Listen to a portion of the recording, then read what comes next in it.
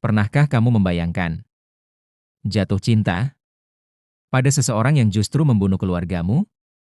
Dan jika kamu menolaknya, kamu akan dikutuk menjadi batu selamanya di tanah Jawa. Berdiri megah sebuah kompleks candi, sunyi, dingin, dan penuh misteri. Orang-orang menyebutnya Prambanan, namun sedikit yang tahu bahwa di antara ribuan batu itu, ada satu yang bukan sekadar batu. Ia pernah hidup, ia pernah menangis, ia pernah mencintai. Namanya Roro Jonggrang, dan ini bukan sekadar legenda. Ini adalah kisah tentang cinta yang dipaksa, dikhianati, dan berakhir dengan kutukan abadi. Ratusan tahun silam, di tanah Jawa berdiri sebuah kerajaan yang ditakuti. Kerajaan Prambanan, dipimpin oleh sosok yang bukan manusia biasa. Prabu Boko. Ia bukan hanya raja. Ia adalah raksasa. Tubuhnya besar. Matanya menyala seperti bara api. Dan suaranya mampu membuat tanah bergetar. Rakyat tidak mencintainya. Mereka takut. Setiap hari, tangisan terdengar dari desa-desa. Karena Prabu Boko dikenal sebagai pemakan manusia. Namun di balik kegelapan itu, lahirlah cahaya. Seorang putri yang kecantikannya tak tertandingi. Kulitnya halus seperti sutra. Matanya lembut. Dan auranya seolah berasal dari langit. Namanya Roro Jonggrang. Berbeda dengan ayahnya, ia berhati lembut. Setiap malam, ia menangis diam-diam. Melihat penderitaan rakyatnya, ia mencintai ayahnya, tapi ia membenci apa yang ayahnya lakukan. Konflik itu tumbuh di dalam dirinya, seperti luka yang tak pernah sembuh. Di kerajaan lain, Pengging, hidup seorang pemuda yang kekuatannya melebihi manusia biasa. Namanya Bandung Bondowoso. Ia dikenal sebagai ksatria sakti yang mampu memanggil makhluk gaib. Dan satu tujuan hidupnya jelas, menghentikan kekejaman Prabu Boko. Suatu hari, ia berdiri di depan gerbang Prambanan. Sendirian, namun matanya penuh tekad. Langit menjadi gelap. Angin berhembus kencang. Pertempuran besar tak terhindarkan. Prabu Boko tertawa. Suara tawanya menggema. Manusia kecil, berani menantangku? Namun Bandung Bondowoso tidak mundur. Dengan kekuatan penuh, ia menyerang. Pertarungan itu mengguncang tanah, menghancurkan pepohonan, dan membuat langit seakan retak. Hingga akhirnya, dengan satu serangan terakhir, Prabu Boko tumbang. Kerajaan Prambanan jatuh. Sunyi. Namun kemenangan itu membawa sesuatu yang tak pernah ia duga. Saat ia berjalan di dalam istana, ia melihatnya, seorang wanita, berdiri dalam diam. Roro Jonggrang. Waktu seakan berhenti. Untuk pertama kalinya, Bandung Bondowoso kehilangan kata-kata. Ia jatuh cinta. Keheningan istana itu terasa lebih menakutkan daripada perang yang baru saja usai. Di hadapan pria yang membunuh ayahnya, Roro Jonggrang berdiri tanpa suara. Namun di dalam hatinya, amarah, duka, dan kebencian bercampur menjadi satu. Bandung Bondowoso melangkah mendekat. Tatapannya lembut. Sangat berbeda dari sosoknya di medan perang. Aku tidak akan menyakitimu, katanya pelan, tapi aku ingin kau menjadi milikku. Kalimat itu terdengar seperti permintaan, tapi terasa seperti perintah. Roro Jonggrang menunduk, menahan air mata. Baginya, ini bukan cinta. Ini adalah penjara. Namun ia tahu, ia tidak punya pilihan. Kerajaannya telah runtuh, rakyatnya bergantung padanya. Jika ia menolak, bisa saja lebih banyak darah tertumpah. Malam itu, ia duduk sendirian di depan jendela, menatap langit yang kosong. "Ayah," bisiknya lirih. "Apa yang harus aku lakukan?" Air matanya jatuh, tanpa suara. Lalu perlahan, sebuah ide muncul, sebuah cara untuk menolak, tanpa menolak. Keesokan harinya, dengan wajah tenang, ia menemui Bandung Bondowoso. "Aku akan menerima lamaranmu," katanya. Bandung terdiam, matanya berbinar. Tapi, dengan satu syarat. Ia berhenti sejenak, menatap langsung ke mata pria itu. "Bangunkan aku." 1000 candi, dalam satu malam. Keheningan, menyelimuti ruangan. Itu bukan syarat. Itu adalah mustahil. Bandung Bondowoso tidak tertawa.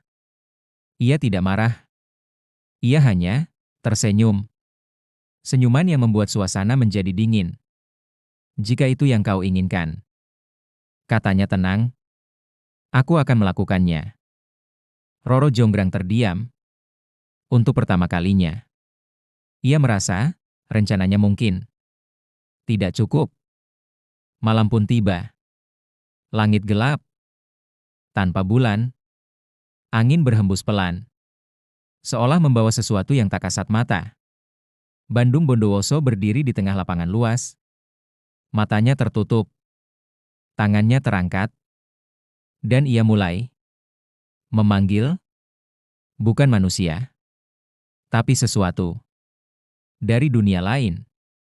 Tanah bergetar, udara menjadi dingin, suara-suara aneh mulai terdengar. Dan dari kegelapan, mereka muncul, pasukan jin, ratusan, bahkan ribuan. Dengan mata bercahaya, dan tubuh seperti bayangan, mereka tidak berbicara. Mereka bekerja. Batu-batu besar terangkat sendiri, melayang di udara, tersusun satu persatu, menjadi candi. Cepat, terlalu cepat.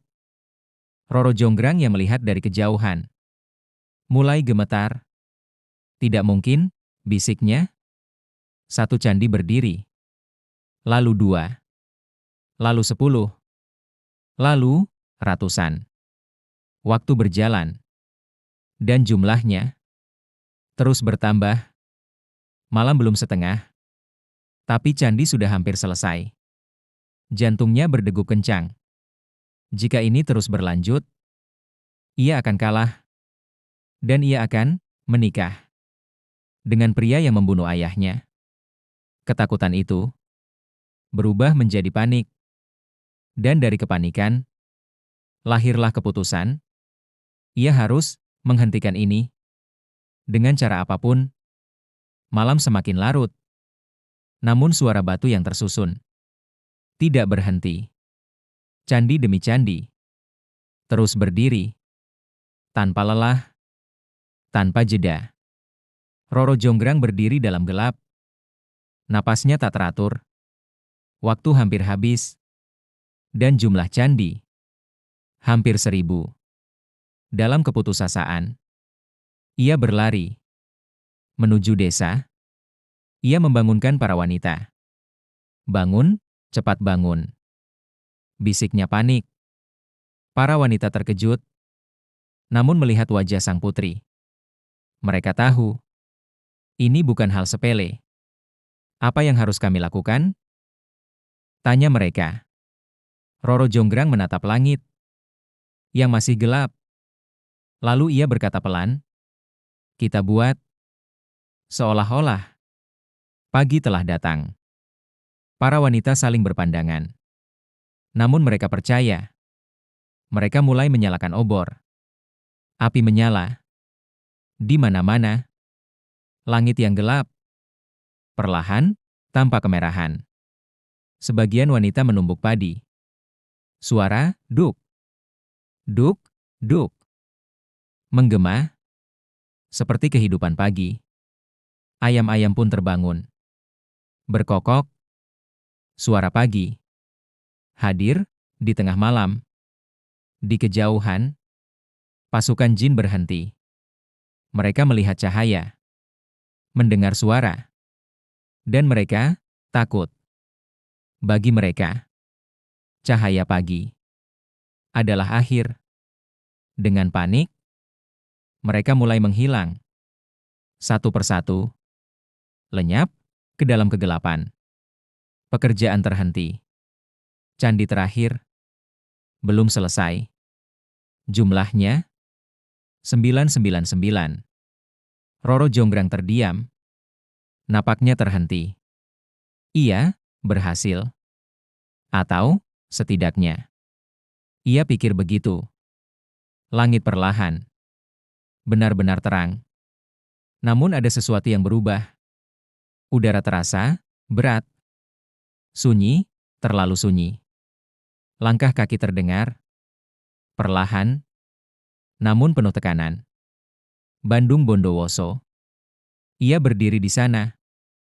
Menatap candi. Lalu, menghitung. 1, 2, 3. 999. Ia berhenti. Keheningan, memotong udara. Matanya perlahan beralih ke arah Roro Jonggrang. Tatapan itu berbeda.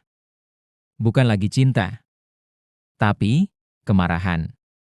Yang dingin, kau menipuku. Ucapnya pelan. Roro Jonggrang mundur satu langkah. Jantungnya berdegup keras. Tidak, aku hanya. Cukup.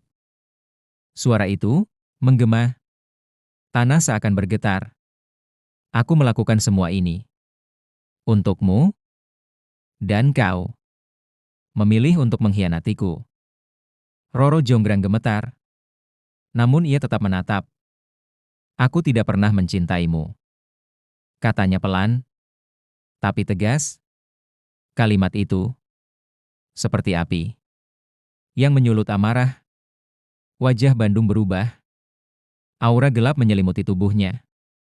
Jika kau tidak ingin menjadi milikku, katanya, maka kau akan menjadi bagian dari ciptaanku. Ia mengangkat tangan. Angin berputar. Energi gelap berkumpul. Roro Jonggrang mencoba lari. Namun tubuhnya terasa berat. Kakinya membeku. Perlahan, dari ujung kaki, tubuhnya berubah menjadi batu. Tidak, teriaknya. Namun suara itu perlahan menghilang. Wajahnya membeku dalam ekspresi terakhir. Antara takut dan pasrah. Dalam sekejap, ia bukan lagi manusia. Ia menjadi arca. Candi ke-1000. Keheningan kembali. Bandung Bondowoso berdiri diam. Menatap hasilnya. Namun kali ini, tidak ada kemenangan. Hanya kehampaan. Hingga hari ini, di kompleks Candi Prambanan, berdiri sebuah arca yang dipercaya sebagai Roro Jonggrang. Diam. Membisu. Namun bagi mereka yang percaya, ia tidak benar-benar mati. Ia hanya menunggu. Menunggu seseorang yang bisa membebaskannya. Atau mungkin menunggu agar kisahnya tidak pernah dilupakan.